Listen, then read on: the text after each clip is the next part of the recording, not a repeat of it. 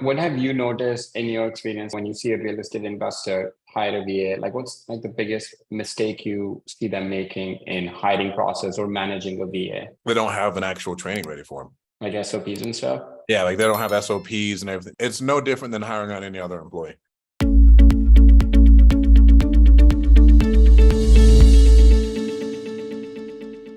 Hey, what's up, Stratton? Hey, how you doing, my man? I'm doing good, man. How are you doing? Doing good. Excited to have you on the call, man. If you just want to give a quick intro for anybody who doesn't know kind of what all the things you're doing, and then we can just kind of jump right into it. I'm excited about it. I know I use a lot of VAs, so I'm excited to kind of see how we can optimize more of that. I have Ted from our team. He's the head of our CS team working with a lot of VAs. So I'm excited to kind of see, what things we could be doing in our business to really optimize VAs. Thank you so much for having me on again. Guys, my name's Stratton Brown. You may have seen me on Instagram. My Instagram name is the best one on Instagram, Strat Daddy. I got started in real estate because I was playing football at Fresno State, and I thought I was going to make a bunch of money. That did not happen. I came home and I ended up working for another investor for about a year and a half, ended up running a lot of his day-to-day. That's where I first got introduced to virtual assistants, and we built out an in-house call center in Fresno, California with a bunch of people at minimum wage. And then at that point, I broke off on my own. We started a company called Call Magicians. That's now virtualhelp.io. And then now we own some storage facilities and some single family rentals. We wholesale and we have our virtual assistant company. And that is me in a quick 30-second thing. And we took our virtual assistant company to 7 figures in the first 18 months with only virtual assistants. Oh, wow. So where are your VAs based out of? I have hired from over 13, probably at this point, 16 different countries. Oh, wow. Why I'm curious kind of what's the reason for not, working with VAs from one country and going like 15, 16 different countries? I want talent. I don't care where you're from. I really just want to know, are you really good at what you do? Right. Or if I have someone who's the best person in America who wants to take $6 an hour, I'll pay you. Right. You know what I'm saying? Right. Like, that's really what I'm concerned about, is the quality of person that we're hiring. Do they fit our core values? And are they get the job done? And so that's why we hire from all over the place. I think the Philippines is really good for administrative stuff. Right. Sometimes for some types of phone work, we have a lot of phone work Filipinos, but we have had to sift through quite a few people and fire quite a few people. Right. And then like our sales positions, or let's say a leads manager role, we hire from like South America. Okay. Interesting. Yeah. And then in South America is a particular country where you've had the most success, like, of course, the time zone is not an issue. We tried hiring a couple of people from Colombia. It just didn't work out for us, but I'm curious kind of what you've noticed in that regard. So people in Colombia down there, and I got this from my friend Rafael Cortez. It is a lot more of a gig culture in South America. So you're going to have a little bit more turnover. Right. Right. And so like that's nobody. So if anybody doesn't make it through training, they don't get paid flat out. Right. Right. If we fire them because we think they're not a good fit, we'll pay them. But then sometimes like we don't pay anybody for the first 3 weeks of pay. Okay. So the way that's set up is our payroll is biweekly. And so their pay is not eligible until after the first biweekly pay. And so that way, if anybody ever abandons their job, they abandon their week's pay from the previous payroll section. That's such a great idea. Yeah. But if they make it to the second payroll cycle, they get paid for the first 3 weeks? Everybody is always 2 weeks behind on their payroll. So everybody always gets paid 2 weeks after that work has been done. Right. And that has helped a lot with our abandonment and turnover. That's actually a very, very good point. Yeah, I love that. So someone who's on this call, like just getting started, and they want to hire their first VA, what would you recommend? Like, what should they look for? I mean, we've noticed we've had like 4 or 5 VAs in the last 7 or 10 days, all in Philippines. And we've noticed that like we're looking for people that have real estate investing experience. But what we notice is like you have a lot of these VAs that are working with real estate investors like 3-4 months, and then either they get laid off or it doesn't work out, and then working on another investor, and then in a year they might work with like 4 or 5 different investors. So kind of what are your thoughts on someone who's starting out hiring their first VA? Like what should they look for? Like what's the best way to hire someone for the long term? Generally, I don't care if they have real estate investing experience because we build out a really, really good onboarding and training program Right. to where I'm looking for a skill set, right? Because yeah, they could work for another real estate investor, but that real estate investor may be trash. You know, like what Right. bad habits do they pick up from that person and all those other things. And so, yeah, that could be there. But at the same time, if I'm looking for, I want someone with like sales experience, Right. overall, what I'm looking for, that's just dependent on the role. Got And it. the biggest thing I can give for you on that, at a point in time, our COO in virtual help, we poached her off from Alorica during COVID. She had no real estate experience, but she had experience managing over 3,000 people. Oh, wow. I don't care if you had real estate experience, you have the skill set that I need to put in that spot that'll help us grow more. Got it. And so like for depending on what you want to get done in the real estate space, guys, we don't really have a lot. We have transaction coordination, we have dispo, we have acquisitions, and then we have our marketing and admin. But like really those are like our 5 space, and anything with like REsimpli would go into our marketing and admin. If they're managing that, if they worked in another B2B sales company or a B2C sales company, they're used to managing a CRM. Right. So just getting them used to a new system, but they understand like the work ethics or, you know, working with a platform. Are you doing any like, you know, any assessments for any VAs before you hire them, like a culture fit or, you know, there's like Myers-Briggs and all these tests out there. I'm curious, like if you do any of that, and if you do, which one have you noticed? Like We the do. most reliable? So we do DISC. Okay. We do predictive index. Okay. We use a company called speechace.co Okay. to verify their English before I even have to talk to them. And it'll grade their English on a scale of 1 to 10. Right. But I thought I was going to be super smart, go pay $10,000 to predictive index and put all 100 of our employees through it so I could find the best cold calling personality. And there was not a single trend. Interesting. Really? So then when you're hiring, like, what are you looking for? Like, If I'm hiring for a sales role, I know I want Maverick, but from a cold calling perspective, I don't really care. From a lead management perspective, I don't really care. And for example, one of our girls in our B2B sales company, she was only in operations at a real estate company before that. And now she is our #1 sales rep. Wow. So I'm a true believer that if people want to make it happen, they make it happen, and exceptional people are exceptional. Just like all of you guys on the call, we can do stuff in any different ways. We have to adapt. Right. And so I'm really caring about cultural fits. Obviously, I'm not, if with our PI test, you can go through all that. I'm not going to hire like a maverick for an administrative position. And that's someone like us who's like a sales guy. I'm not going to hire anybody who's a really outgoing person or anything else. I want someone who's like a craftsman, if that's the case. Hey, Jose, if you want to unmute and ask your question. Stratton, you're okay with like just making like Q&A, right? Okay. Yeah, I was just seeing if we can put in the chat box the name of the software that's, I guess, tests their English. Yeah, what was the name again? I'll put a link to it. It's called Speed Ace, I think. Speak.ace.co. I'll make sure it's the right. Thank you, Sherrod, and good to see you. Yeah, good to see you too. Yeah. All right. Ted, do you have a question? Just really curious. It seems like you have a vast experience already with handling VAs of all cultural fits. One of the things that I mentioned when I first met Sherrod was typically my experience with Filipino VAs, or VAs for that matter, is very transactional. Even when you go through interviews and you're speaking with people from Philippines or in VA roles, most often it's very driven by performance. Okay, here's 10 tickets, I'll close 10. One of the things that I've seen is adoption. How have you got past sort of breaking that VA mentality and have someone truly adopt to your vision?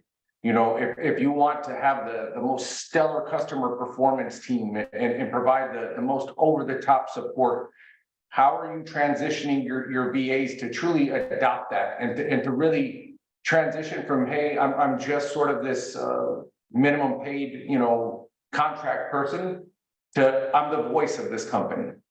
And so I think I think that's a really interesting question to ask when you start thinking about VAs and how you direct them to be the forward-facing voice of your organization. So number one, nobody's really a VA. All they are is just another person on the other side of the world. So I have 2 American employees, and that's for our storage facility business. Everyone else is all virtual. And that's because I need someone there on the ground who can do some manual labor stuff, right? And then the biggest thing is we need to cast the vision for them of what we're trying to do. And a book you should all read is a book called Unreasonable Hospitality. Oh yeah, that's a really good book. Right. By that And- chef, right? Yeah, Oh, by that chef. Yeah, that's amazing book. That'll really help you as far as like showing we need to cast the vision and like the standard that we're setting for these people, and then how their role matters and how every little thing is a big deal to the end result. But like we need to really let them know like, hey, what you're doing here actually matters. And then we need to show them that there can be growth in the company as well. It's no different than any other employee is the big thing.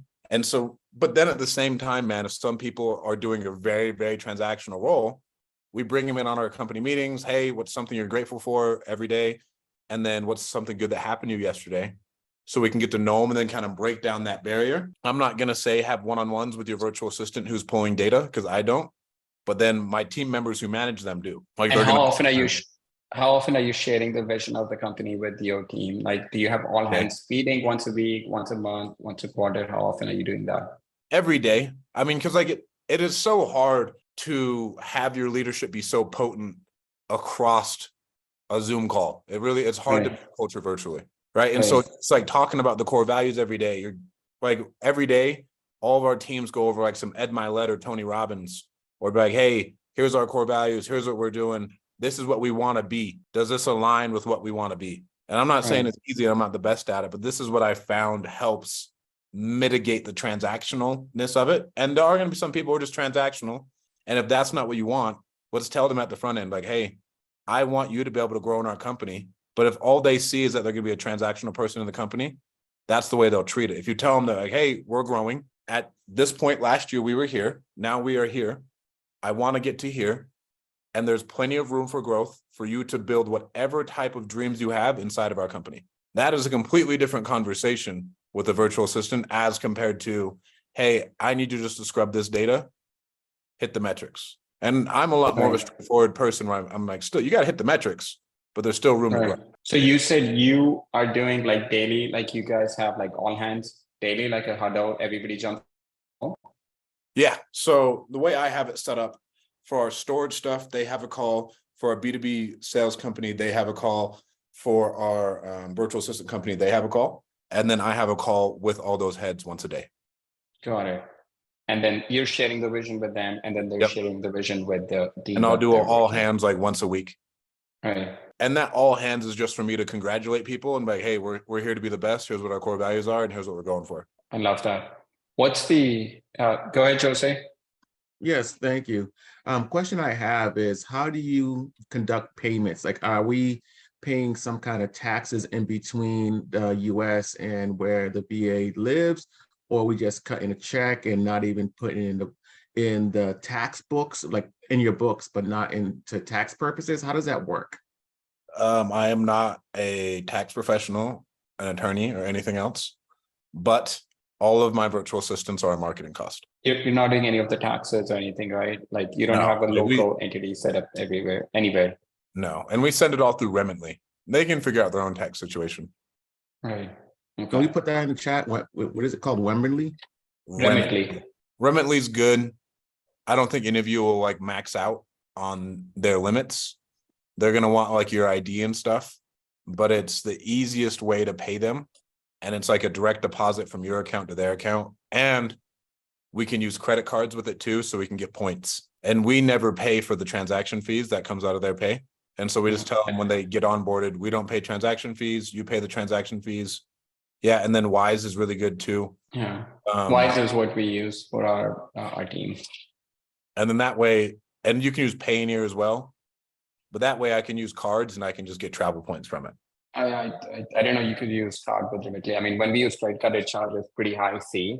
So we use like just ACH from our account, and then we can set up as a recurring payment. So you just set it, and then it's just a recurring payment after that. You don't have to go in and keep doing that. But like there's some countries, like we had a couple of people in Colombia were trying to pay them and just it won't allow us to pay them, which is just like some regulations between, I Yeah, guess Wise wasn't. You can't with Wise, you can with REsimpli, you can with Payoneer. Okay. There's another company that they showed me, but then they wanted like my tax returns and stuff. And I was like, no. Oh, okay. Yeah. What have you noticed in your experience? Like when you notice, when you see a real estate investor hire a VA, like what's like the biggest mistake you see them making in hiring process or managing a VA? They don't have an actual training ready for them. Like SOPs and stuff? Yeah, like they don't have SOPs and everything. It's no different than hiring on any other employee. Right. To where even if you don't have training ready, you should sit down with that person for a couple hours a day, every day, and show them like, hey, here's what needs to be done. And then have the KPIs ready so you can at least manage them. Right. From a point of like, hey, here's what we need to be. And if it's like from a customer support standpoint, like, hey, what is our time between ticket and ticket resolved? Right. But if it's cold calling, how many calls they're making, how many people that they're getting in touch with, and then you have them like report on a daily basis and then give them feedback on that. Yeah. So we have like a daily report that they all need to do. And then we track their show up rates. We track the revenue for each person that they've generated. Right. Everything. And that way it's not like hey, you're going to get fired because we don't know, but we need to size down. It's more of hey, we have 10 people here. Over the last 3 weeks, you have only generated X amount in revenue. We've had one-on-ones with you 4 different times. We've tried everything. We've coached you up several different times and it's just not working. We're so sorry. We're just going to send you your final pay and we're going to move on. We had decided, like we looked into hiring people from South America a couple of months ago just to have people in the same time zone. And we started noticing like difference between just the work culture and kind of how they were showing up. So we decided to just like shut down that experiment and then hire additional people in the Philippines. One of our other reasons was, hey, if you have everyone in Philippines, so then I'm planning a trip, either December or Feb, just to go meet everyone, because everyone is in one country. Is that something that you recommend? Like if you have someone on the team that you worked with for, a year or so, just actually go meet them or something, or plan an event with them? I don't want to personally. I have no need to be on an 18-hour plane ride is my big thing. Right. And so for what we do, when Call Magicians was a full-on call center, we'd throw different parties in different countries. And then a team manager in that country would just host the party. So we had our main countries that we were hiring at that point were Mexico, Egypt, and the Philippines. Okay. And so we threw a massive party in the Philippines. And then the next month, everybody in the Egypt got a party. Then the next month, everybody in Mexico got a party. That's a great idea. And then you have someone who's in charge of managing everything, and then you just pay for it and people show up. Yeah, I'm just like, hey, send me the receipts and we'll reimburse you. That's a great idea. Yeah, so that's how we handle that. Are you doing anything virtually to like build team culture? We'll have a Halloween party this month of everybody in their costumes. What else? We have a random chat in Slack of just people sharing like some of their hobbies and stuff. Like I said, what's something you're grateful for and something good that happened to you. One-on-ones.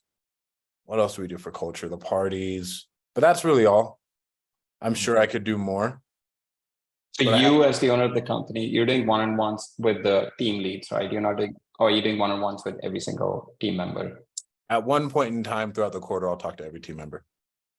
Okay. You're just like 15 minutes checking on how everything is going. Just call, check in, see how they're doing and everything else, but I'm not doing them consistently. Some people like to. It wears me out to do a bunch of one-on-ones. Right. And it's not something that I really find joy in. It's not what I think really drives revenue.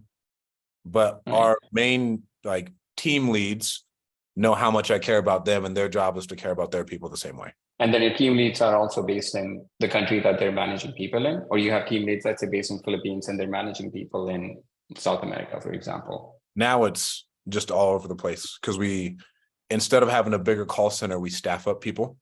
Right. Because to be honest with you, having 150 employees for a call center across the world was logistically a nightmare. And then are you expecting them to have their own equipment, or you guys provide it? Like, how does you guys provide that? No, everybody's equipment. If it's someone important to us, we'll buy them a generator. Okay.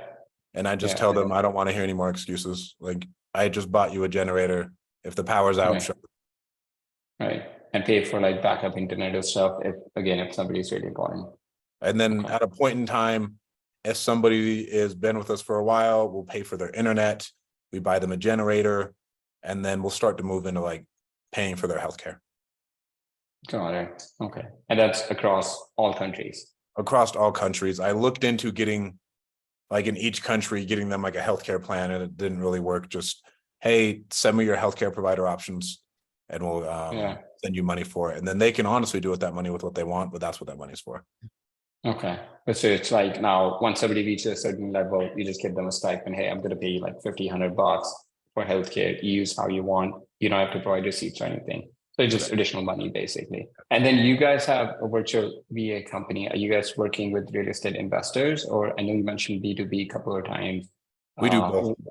You do both. And what are you guys doing for real estate investors?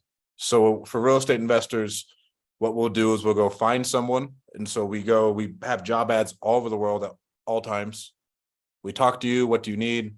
We go, okay, we're going to go find as many people as we can. We know it down to the top 3 candidates. Okay. You hire them. As soon as you hire that person, we're going to sit down with you, like, all right, do you have training? Yes or no? And then we can build out the training for you 100%. It's really going to be us sitting on a Zoom call with you and be like, Sharad, what really needs to be done? Because the biggest issue that we've seen that drives success rates down is you get them, you're like, hey, here's some Zoom videos, but there's not a lot of really detailed SOPs for that person and KPIs. Right. And the biggest thing is pulling it out of entrepreneurs like our heads, right? Like we're all, I would say the same. We're the visionary. We need to pull out everything of what that person needs to do. Right. And do it on Zoom. Then we'll make clickable SOPs and video SOPs.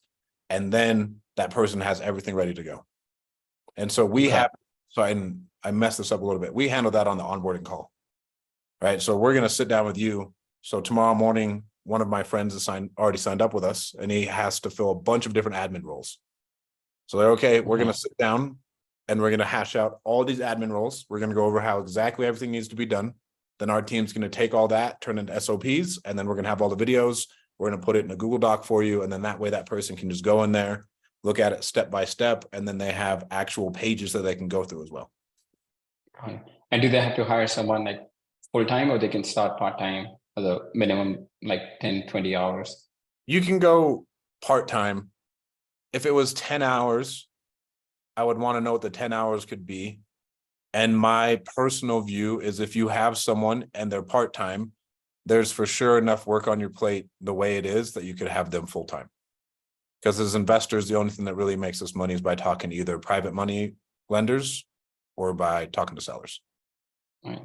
Can you put a link to your company just so that somebody wants to connect with you, they can do that? How much are you paying your VAs, and what determines how you select what country they come from? So I pay between $3 to $15 an hour, depending on the roles that we need filled. Like $15 an hour is obviously like a team lead and someone who's really, really competent. And I can like, hey, this is what needs to be done. I want it to look like this. And then I can check in with them at the end of the week and they're like, here's my progress. And then they can come to me. I ran into this problem. I tried solving it these 3 different ways. I don't know what to do next.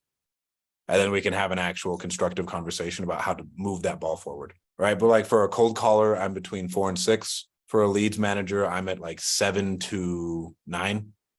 And then for like team leads and people who I think need to think more, we're above that. And then country-wise, I think on the, let's just say people in the West, I think are really good at phone stuff. People in the East are good for administrative things. Just because if I'm looking for a sales rep, I want someone who's very well-versed with American culture and sarcasm. Because a lot of the sellers we talk to are assholes, and like they make some sarcastic jokes or something else, and then someone doesn't pick up on it. And so we hire, Jamaica, Costa Rica, Belize, Colombia, Mexico, Nicaragua, really anything down there. Like we have job ads up, always looking for people. And we'll still hire people in the Philippines for phone work stuff, but they have to sound amazing and they have to get American culture. At a point in time in Call Magicians, we had trivia games every day on pop culture so people could be up to date. Great idea. Yeah. And I put a link to his company. So if you want to learn a little bit more, it's virtualhub.io. Stratton, did you ever have any issues where now, because we're in a different time zone, but you want them to kind of work our 9 to 5, or do you kind of just give them the assignment and it gets done overnight and then you pick it up in the morning? Nobody works overnight in any of my companies.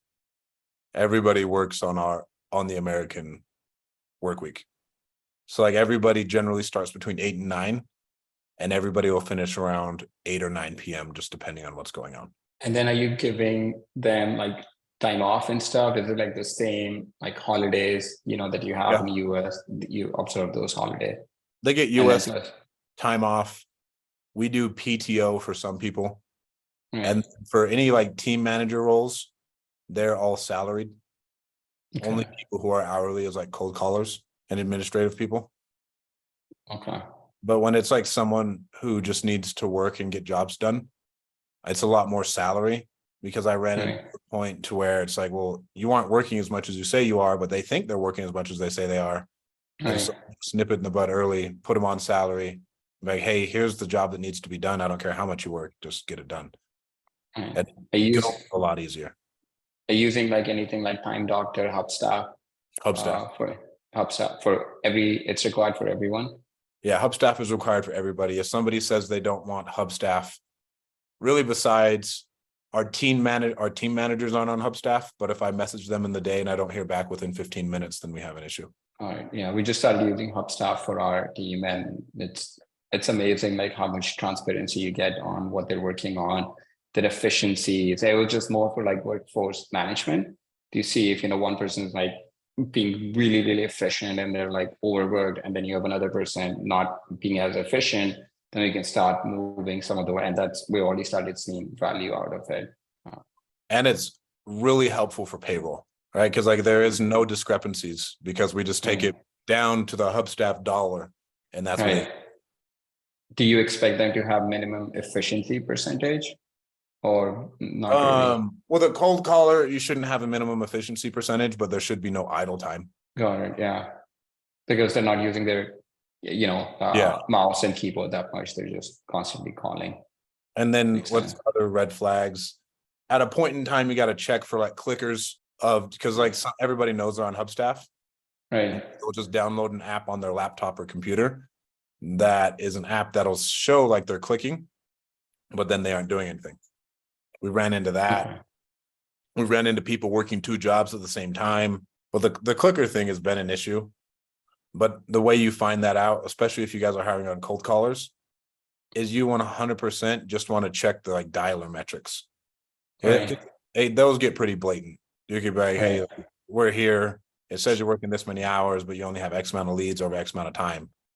And if anybody ever gets caught lying on Hubstaff, they automatically forfeit their pay, and we have documents that they sign at the beginning. Wow. Yeah.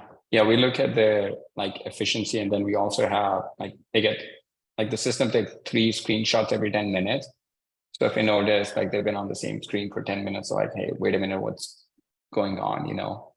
But so far we haven't noticed any issues, but it's been very interesting. I thought we were going to get some pushback from the team, but none of that happened. So it's been really good so far for us. We have our marketing and CS team on that. And what else do we use them for? Social media. We use them for cold calling. We use them for sales. We use them for our marketing. We use them for operations. And every single role, if it can be done, we have someone in another country doing it. Question: if you're using them for social media, do you have to have some kind of overlap, or are you reviewing it prior to posting just because of the language barrier? No. That's a great question. I went through a lot of editors to make it so that wasn't the case. But that was the big thing, is I went through a ton of editors to make sure like, hey, is the English right and everything else. And sometimes it'll slip up and they'll miss something, but then we just take it down, fix it, and then repost it. I generally do not review. My team will review and then just post it. But at this point, I've been using my same girl on social media for like 3 years. And so I trust her a lot, and she knows what I'm trying to do. Then how do you, sorry, I'm taking up the whole meeting. I'm very curious. That's cool. Yeah. So how do you select the content? Are you picking a content on, say, wholesaling and then they writing it out and putting it on there, or what's the process? So my process is I'll have, let's say I'm like, hey, Sherrod, I need this Zoom call because I want it for social media. Sherrod's team will send over me the link to the Zoom call, and then my team will pull it, cut it up, edit it, use ChatGPT to come up with the captions, and then post it on my social media.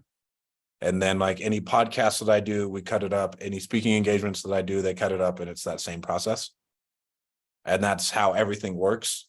And at this point, I really am like big on using AI to kind of eliminate a lot of the nonsense. Like, hey, just use ChatGPT to come up with a good title. Is what I'm gonna do anyways. Right. And then same thing, we're getting our email stuff going, and I use ChatGPT to help us write a 365-day email sequence. And then our team will just publish all that, but it wrote all the headlines, and then I had to edit some. But that for our social side, I have our people really lean into AI. And so that means most of your content is just short videos, not like a stagnant picture post. Yeah, I don't do a lot of stagnant picture posts. If I'm going to do a stagnant picture post, that'll be me. And this will go to like all in like Facebook marketing and everything else. Like my stagnant picture posts are for Facebook, a little bit more of Instagram. I don't know if you know a dude named Sean Whalen. He does a lot of that, to where he'll post like a picture of him and his wife. They don't have a paragraph underneath. Or like on Facebook, I'll do the same thing. Or if we're going to go try and raise money on Facebook, you'll see me start to post every day on Facebook talking about something. Or if I want to like release a new product, I'll start talking on Facebook every day about something. And that's only words, but that's all me. And I'm wondering, what do you charge us to help us find somebody? So we charge 35% of the yearly salary, and that all depends. And we're pretty transparent with like what we think we'll do as far as like costs. And at some point in time, some people, they're not, let's say, satisfied with the type of candidates they're getting. And then all we can do is just raise the price. But generally for any type of phone sales people, I say between 5 and 6 works. Admin for sure, $4. Anything else, lead management wise, you may want to go up a little bit if you want someone who's like an expat. And those are really hard to find at times. And so you're going to have to pay, because one thing I have found, everyone knows their worth. And if someone sounds good, they know that they sound good. And so you're going to have to pay more. I do have a quick question regarding the VAs that you find. Are these acquisition individuals as well, or are these just more VAs qualifying? Acquisition as well. But then we don't do any of the training for the acquisitions people. I think you could buy a pre-trained acquisitions person, but that is the most important role in your company. And so you should source the person and then put them through whatever training you have, whether it be like Steve Trang, Eric Klein, or someone else, and with your own SOPs and everything. Got it. But yeah, we do help a lot of people find acquisitions agents. You do? Yeah. Are you going to share your contact info? Yeah, I'll put my phone number in here. Okay. All right. Thank you. And Raymond, you joined in late, so I'll repost his company website. It's virtualhelp.io. And Stratton, if you can share your contact info, that would be great. And we'll email it out to everyone after the call also. Thank you. Yeah. Amelia, go ahead. You have a question? Yeah, for our cold calling VAs, which KPIs you track? Is it more dials or is it leads that they get? And second question is, how do you do any call calibrations? Is it daily, weekly? How do you keep them up to date and trained? Everybody gets trained 2 times a day. Everybody's getting training one-on-one throughout the week. And then for cold calling, I mean, I'm starting off top of funnel of like, what's your lead production like? If the lead production is low, then we dive into the actual dialing metrics and call disposition metrics. But then every day the team manager is going to get a report saying, hey, the team got this many leads. This was our total dispositions. And then this is what it looked like for this person. And then when you can start to see like the trend, it's really easy to spot out like, okay, what's going on? And then if everything looks good, then it really is a training issue. And then if we can't fix it on training, then we need to move on. Okay. You're training your team twice a day? Yeah. Oh, wow. That's very intense. That's really good. Yeah. For cold callers, if you guys have them in-house, you guys need to remember that these people are just at home in front of their screen all day. So it's just as much for our benefit as it is for their benefit, right? Because we're going to train them 2 times a day. One of them is going to be like a rah-rah Tony Robbins. All right, let's do some role plays. The other one's like, hey, how's today been going?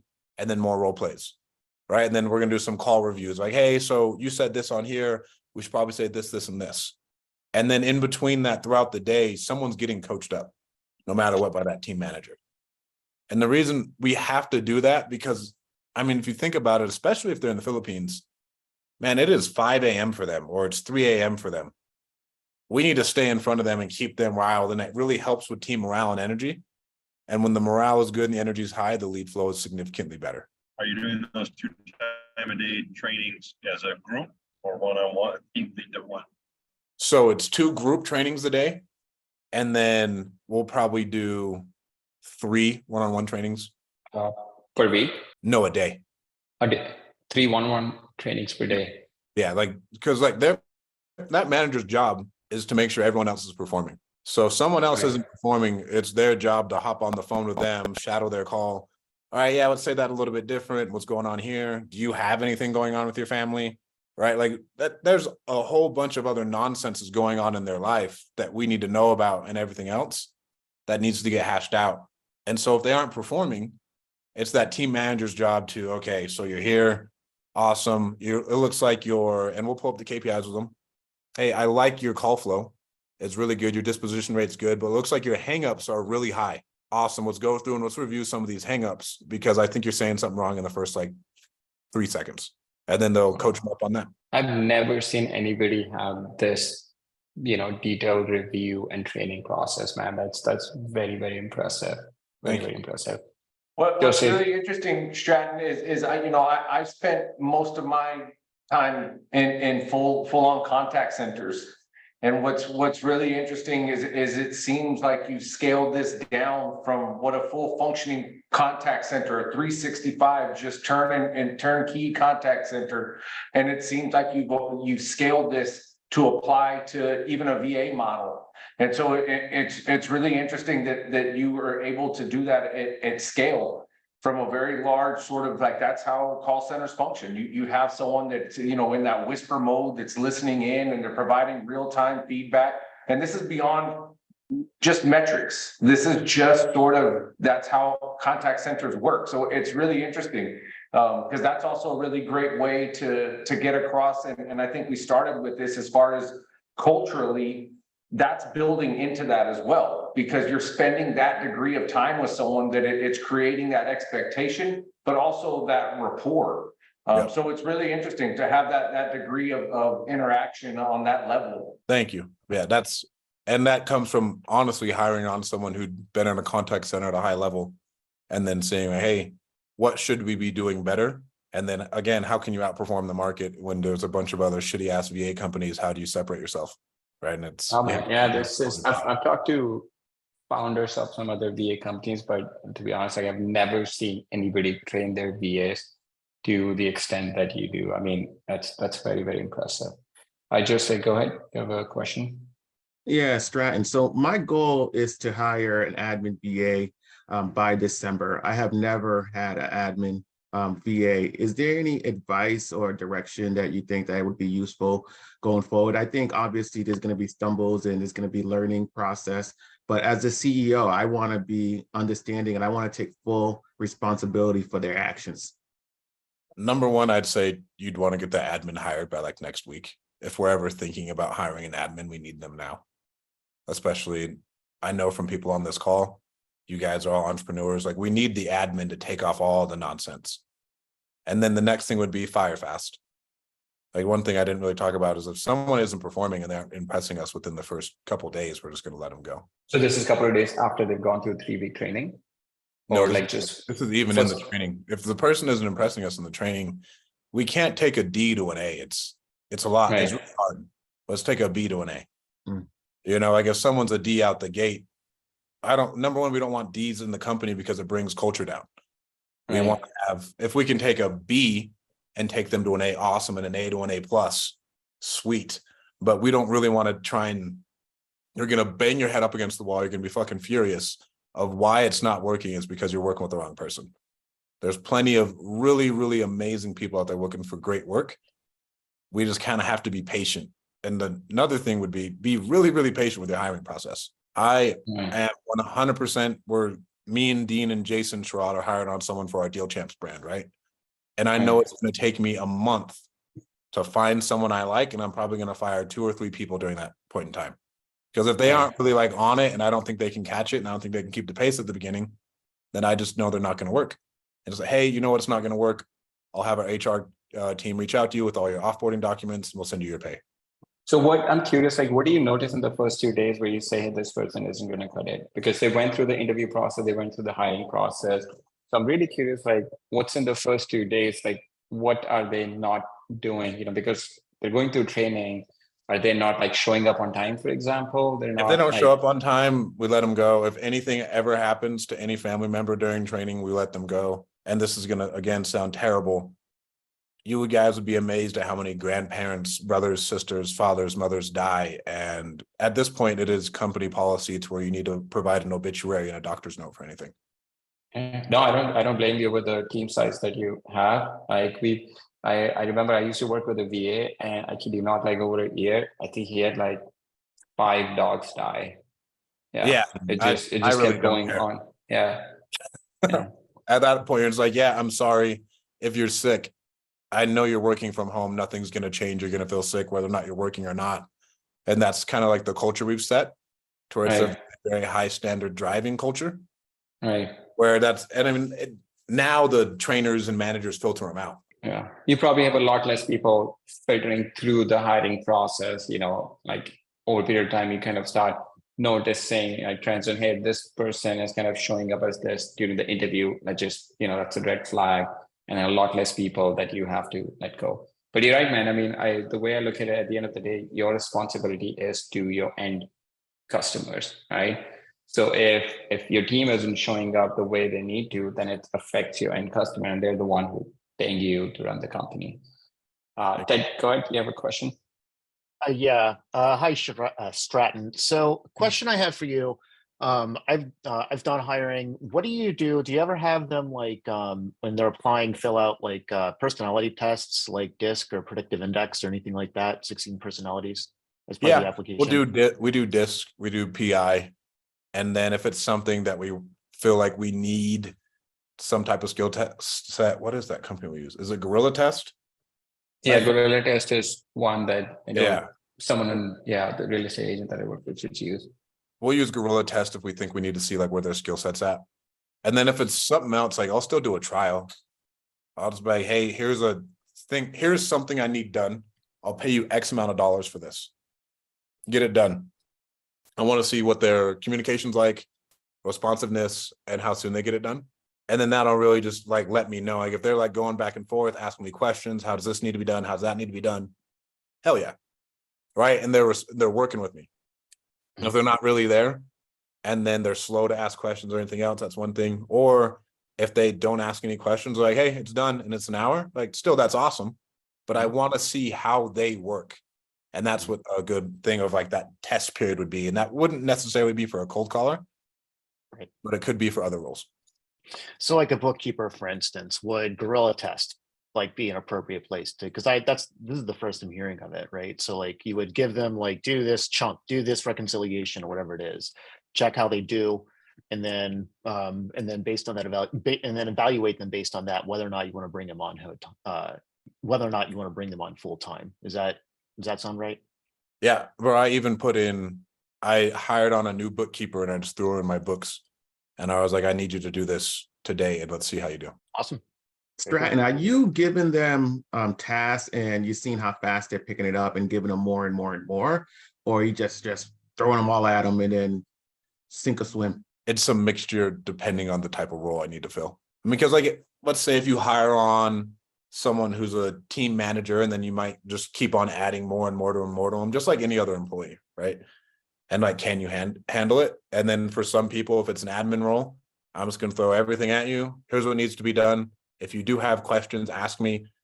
Google everything before you ask me something, because I do not want to like have to stop my day to do this. And I try and just be really, really straightforward with them and let them know I care. But I'm like, hey, we all have time and we only have really 8 hours in a day to get something done. And so we all need to be very self-sufficient on solving problems. And the problems that we do bring should be really good problems that we need to solve. And to start off, should I try to make like a list of the tasks or things I want the admin to do and then prioritize which ones I think is most important are the ones they can pick up the fastest as they grow into the culture?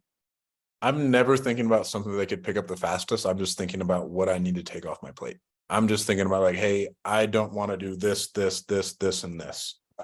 And so let me pull up my OpenAI account.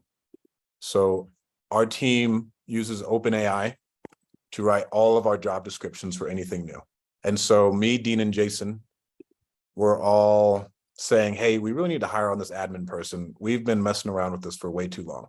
So I was like, hey, I need someone to handle moderating our Facebook groups, scheduling guests for our podcast, coordinating our meetups, coordinating with all of our sponsors for events and meetups, write our promotional emails, handle all of our social media, promote our meetups via email, coordinate speakers for our events and meetups, handle gifts to friends and business partners, manage all merchandise, coordinate speaking, coordinate flights and hotels, find us new sponsors and find us new events spaces.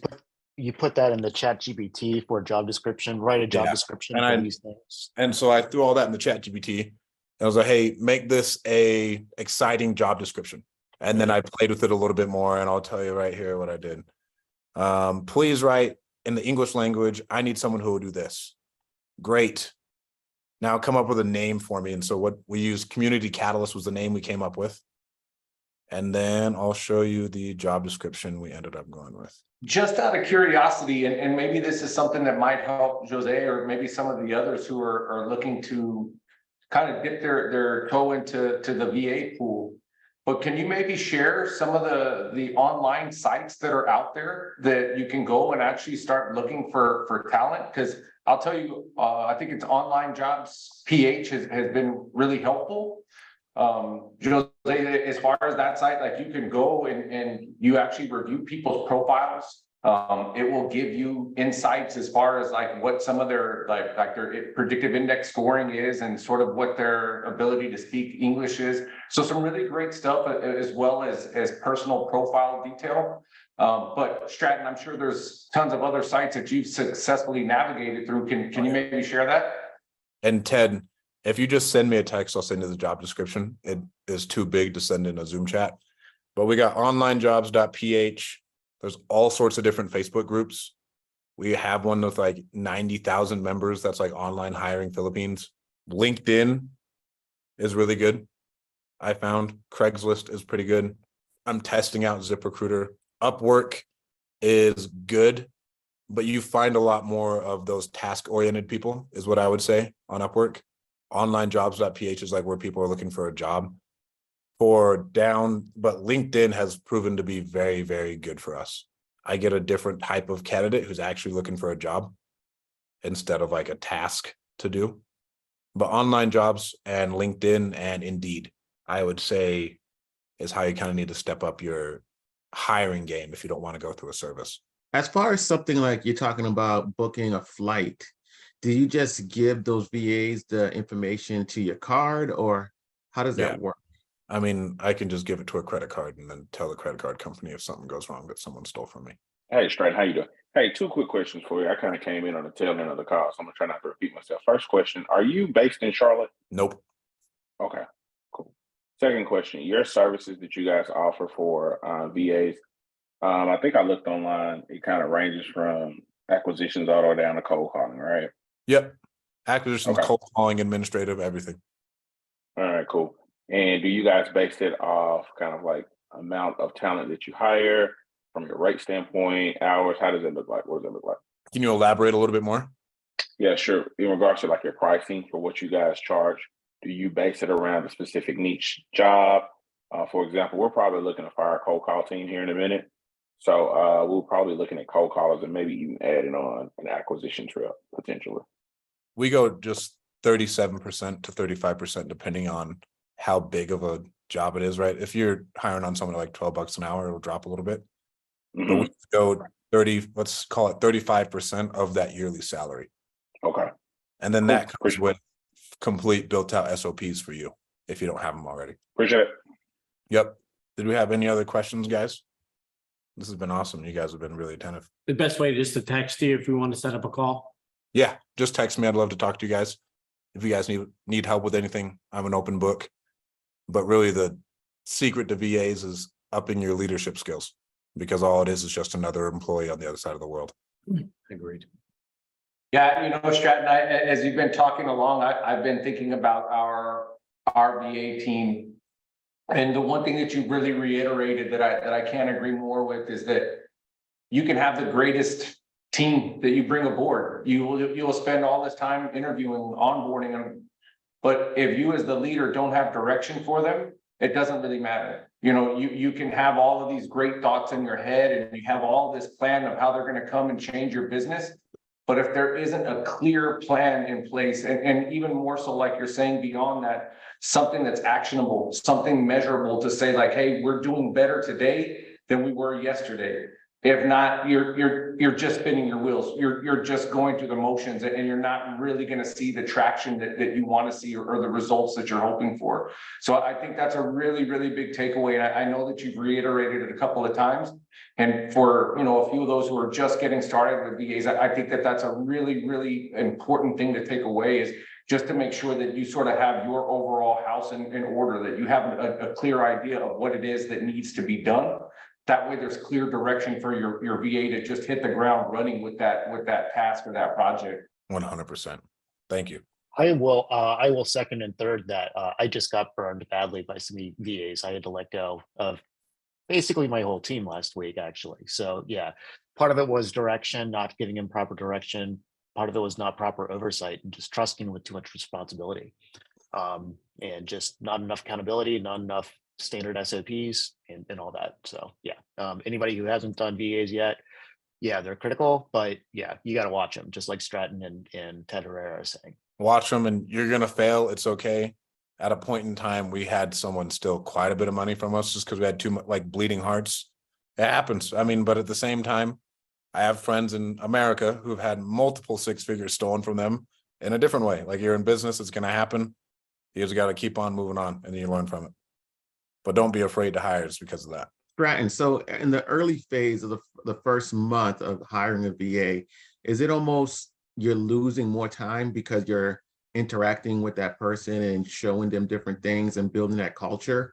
Is that the way to approach it? And as goes on, they'll be more independent? Yeah, and it depends on how you want to build your company, man. It depends on like what you want your communication cadence to be with them. I know for me, like I don't even have a set time for my calls with my higher ups, because I don't like having things on my calendar because it gives me anxiety. And so like once I'm done doing my stuff in the morning, then I'll send them a message saying, hey, our call is going to be here. And then everybody will be there, and it's hectic for them. But again, it's my company's and I'm building this so it can serve me. This is the way I want it to run. And so this is how we'll do it. And so you'll lose a little bit of time at the beginning, just because you're going to be checking in on them. How are you doing? Talking to them, getting to know them more. But then again, that you're buying back 40 hours of time. So even if you are going to take more time helping them out, bro, they're doing something while we're doing something else, right? And that's just going to keep buying you a ton of time. So you may work a little bit at the beginning, but you're buying back at least 40 hours of your time. And if they're better than you at it, probably 80 hours of your time, because I suck at administrative things. On average, how long does a VA stay with you? Cold call wise, we're probably at about 9 months to a year, which is actually pretty good. And a lot of that might be us getting rid of people because I feel like they aren't performing, and the collective is what matters, instead of, yes, we're a family, but we're more of a sports team than a family, right? If the quarterback isn't doing good anymore, then we got to give him a quarterback. And then for our higher up people, I mean, they've been with us for years. Once someone's in like a team manager role, they don't leave, because not a lot of people are given opportunity to like actually build a career. Is the big thing. Like when you give them an opportunity to like build a life for themselves, it's a completely different conversation. Yeah, and sort of longevity in the career isn't something that is normal. So when you get to that level, you tend to have some really great performers that are appreciative for that role and really an instrumental part of what you're doing. But that said, Stratton, I gotta say, this has been absolutely amazing. This has just been, VA 101. So I hope that everybody has learned as much as I have. It's been absolutely phenomenal, because I work with a good team of VAs myself, but there's just amazing takeaways that you provided, Stratton. So I just want to thank you so much as we wrap this call up. But before we end though, was there anything else that anyone on the call had for Stratton? Yes, Stratton, I had a question. So you mentioned that you tell the VAs that your company is gonna grow, that's your plan, and you're gonna provide them with the opportunity to grow. So at what point do you actually qualify somebody to be able to recognize them as someone who can grow within your company? And then how do you move forward with that conversation, and how actually do you like give them the opportunities to grow? This is going to sound so stupid, but you know the people who need the roles. Like, you know, the people who are the performers are the ones who deserve it, the ones who want more, the ones who are hungry. They're the ones who are going to stick out. And then if you're a fast growing company, for me, I'm generally pulling them aside saying, hey, we're going to promote you to a new role. In this role, we are not going to have a lot of training and stuff. You'll have some basic stuff, but at this point, I need you to build a lot of things with me. And this is what that's going to look like. And this is what it's going to be. And that's how I kind of identify it in the conversation I have. If it's like a team manager, if it's a caller who's really good, and let's say, and all those group calls, they're really interactive, they're helping everybody else, like, hey, in this situation, I had to say this instead of that, blah, blah, blah. That is a very, very good candidate who's going to be a good team manager moving forward.